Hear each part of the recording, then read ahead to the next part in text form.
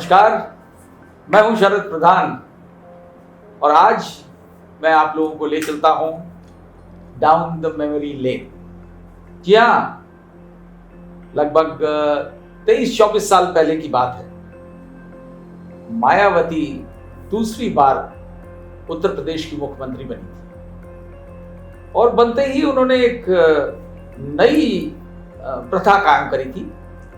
वो था जूतों और चप्पलों पे कंप्लीट बैन। उनके घर में या दफ्तर में कोई भी जूते या चप्पल पहन के नहीं आ सकता था। बड़ा अजीब सा माहौल हो गया। चाहे बड़े बड़े अफसर हों, चाहे मंत्री हों, सब जूते चप्पल उतार के ही अंदर जाते थे, दाखिल होते। उसमें वर्दी पहनने वाले अफसरों का भी यही हाल था, किसी के लिए एक्सेप्शन नहीं था। तो मैं उस जमाने में आईएनएस का काम यूपी में देखता था, तो मैंने एक खबर लिख दी और वो तमाम अखबारों में दिल्ली, बंबई, सब जगह छपी और अंग्रेजी में हेडलाइन बनी थी, नो शूज इन मायावती's दरबार। मायावती के दरबार में जूते मना है। अब वो बड़ी चर्चा में आ गई खबर। तो मायावती के एक जो सबसे खास अफसर थे, उनके प्रिंसिपल सेक्रेटरी, उनका मेरे पास फोन आया कि क्या शरद जी, अब आपका ये स्तर हो गया कि अब आप जूते चप्पलों के बारे में लिखने लगे। तो मैंने उनसे कहा हंस के कि जनाब, अगर जूते चप्पल एंटरटेनमेंट का विषय हो जाए तो मुझे कोई एतराज नहीं लिखने में, और पब्लिक को इंटरेस्ट आता है चीज़ें पढ़ने में। नहीं नहीं नहीं नहीं, कम से कम आप पूछ लेते। उनको उसका एक कारण है, उनको डस्ट से एलर्जी है, इसलिए लोगों के जूते चप्पल अलाउड नहीं। तो हमने कहा तो खैर, उनके जूते चप्पल में तो डस्ट होती नहीं होगी, तो क्योंकि वो ऐसी जगह उतरती ही नहीं है, कोई बात नहीं। खबर तो छपी गई थी, चर्चा भी बहुत थी। उसके लगभग महीने भर बाद मुझे इंटरव्यू करना था उनका। तो उनके जो सेक्रेटरी और डायरेक्टर इन्फॉर्मेशन थे, उन्होंने कहा कि भाई, अपॉइंटमेंट तो मैं आपका करा दूंगा, लेकिन आप फिर ये जाके जूते चप्पल की बात ना करने लगिएगा, तो वो बहुत सेंसिटिव हैं। तो मैंने कहा नहीं, मुझे जूते चप्पल की बात करने की ज़रूरत क्या है, मैं तो एक पॉलिटिकल इंटरव्यू करना है। तो खैर तारीख फिक्स हो गई और कालिदास मार्ग पे जो मुख्यमंत्री का बंगला है, वहाँ आपके लिए इंटरव्यू तय हुआ। तो वो लेकर के मुझे, वो जो सेक्रेटरी और डायरेक्टर इन्फॉर्मेशन थे, रोहित नंदन, वो लेके मुझे गए वहाँ। अब जो है, अंदर से बड़ी जिज्ञासा थी कि भाई वो स्वयं चप्पलें जूते पहनती कि नहीं। मुझसे रोहित नंदन बोले कि भाई, आप चल तो रहें, लेकिन आप जाकर के वहाँ पे कुछ वो मत करना, कुछ उल्टी सीधी चीज़ ना पूछिएगा। कि हमने कहा भाई देखिए, जूते चप्पल वाली बात पे उनको बड़ा जोर था। तो हमने कहा भाई देखिए, अगर जो है वो जूते चप्पल नहीं पहनी हो तो कोई बात नहीं, लेकिन अगर ऐसा हुआ कि वो पहनी हुई है तो फिर मुझे पूछना पड़ेगा। बोले नहीं नहीं नहीं, वो भी जो है घर के अंदर फुटवेयर नहीं पहनती हैं। तो बहरहाल अब वहाँ जा रहे थे तो उनके दरबार में तो जूते चप्पल किसी के अलाउड नहीं थे, तो उन अफसरों के भी उतरे और मेरे भी जूते उतरे, गए अंदर। अब वो ऑलरेडी बैठी हुई थी और बीच में टेबल थी, टेबल जो 2 लेयर्स वाली टेबल होती है, लकड़ी की बड़ी सी टेबल। अब मेरे दिमाग में बार बार ये आ रहा था कि मैं देखूं कि वो पहनी कि नहीं। तो हकीकत यह है कि मेरा कंसंट्रेशन इंटरव्यू से ज़्यादा उनकी चप्पल पे था कि वो सैंडल पहने कि नहीं। अब इंटरव्यू चलता रहा, करीब 15-20 मिनट के बाद, 15 मिनट के बाद शायद, एकदम से मेरी नज़र पड़ी कि वो तो सैंडल पहने हुई हैं। अब मुझसे रहा नहीं गया, तो मैंने उनसे कहा कि मायावती जी, आपके यहाँ जो है एक बड़ी अजीब चीज दिख रही है मुझे। बोली क्या? मैंने कहा आपके यहाँ कुछ ऐसी चीजें चली आ रही हैं जिसकी प्रथा मुलायम सिंह यादव ने रखी थी। अब मुलायम सिंह यादव के नाम से तो वो बहुत तिलमिला जाती। क्या मतलब? तो हमने कहा कि देखिए जैसे जूता उतारने का जो सिस्टम है आपके यहाँ, ये तो उन्हीं की देन है। बोली क्या वो भी करता था? तो हमने कहा वो भी नहीं, वो ही करते थे। हमने कहा देखिए हमने 2 ही नेता देखे हैं इस देश में जिनके घर में जूते चप्पल बैंड हैं बाहर वालों के। एक तो श्री मुलायम सिंह यादव और दूसरे श्री मुरली मनोहर जोशी। और मेरे मुंह से ऑटोमेटिकली निकला कि अब देखिए बहन जी वो दो लोग तो मनुवादी हैं, उनको मनुवादी से बड़ी एलर्जी हुआ करती थी।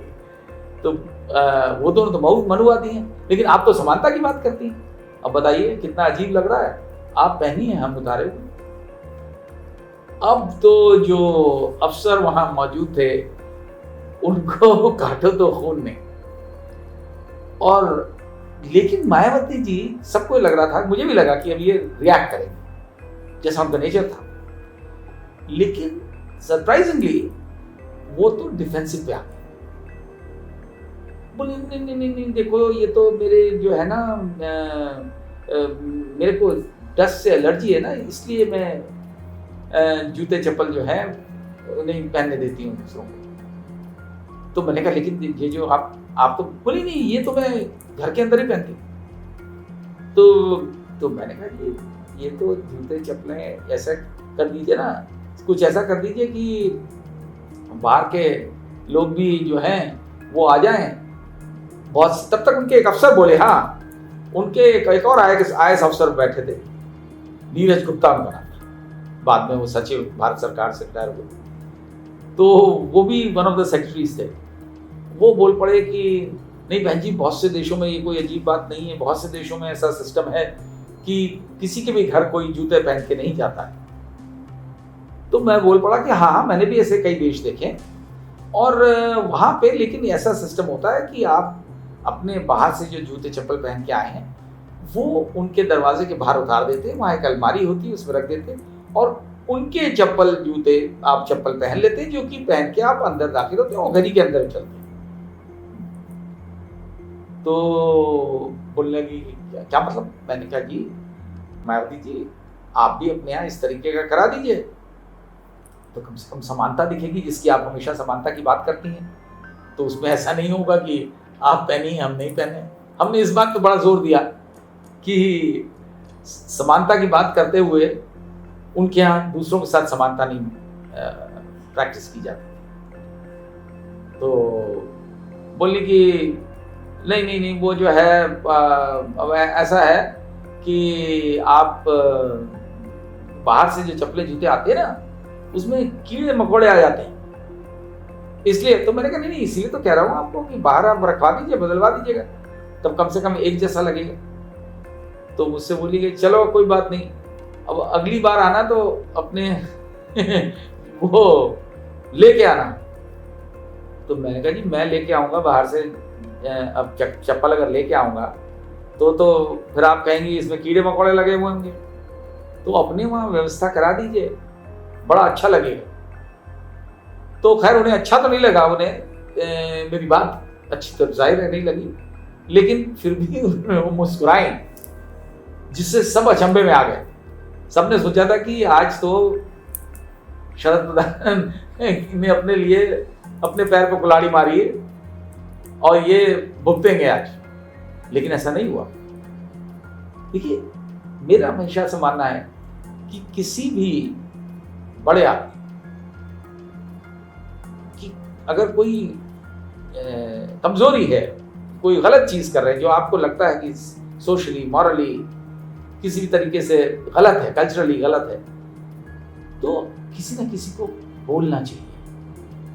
प्रॉब्लम इसकी है कि लोग बोलने से कतराते हैं, तो अगले को जो बड़ा आदमी होता है वो सोचता है कि अरे हमने कौन सा गलत काम किया।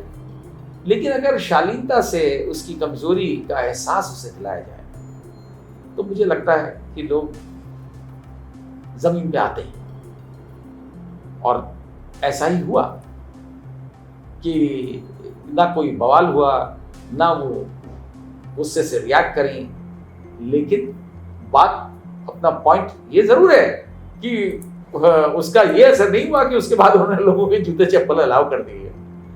वो तो उनका सिलसिला जारी रहा, लेकिन इतना हो गया कि उनको ये एहसास जरूर हो गया कि भाई जूते चप्पल उतरवाना जो है लोगों को पसंद नहीं आता है।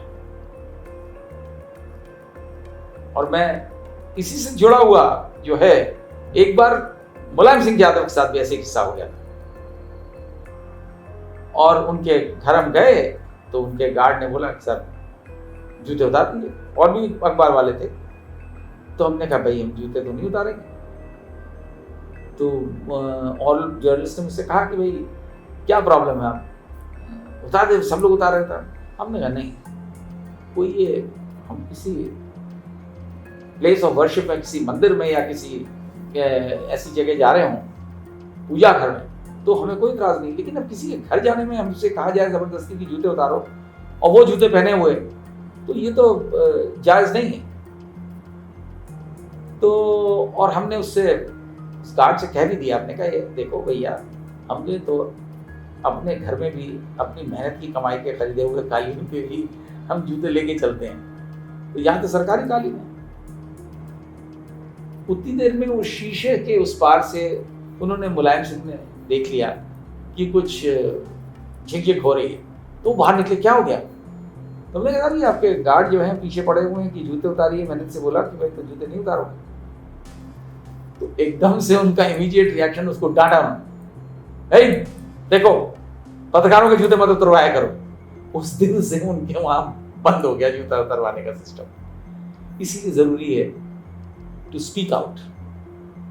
जब भी ऐसी सिचुएशन हो तो बोलिए जरूर, उसमें गुस्सा करने की जरूरत नहीं है, झगड़ा करने की जरूरत नहीं है, वायलेंटली रिएक्ट करने की जरूरत नहीं है। शालीनता से, प्रेम से अगले को बता दीजिए, एहसास दिला दीजिए कि वो गलत है।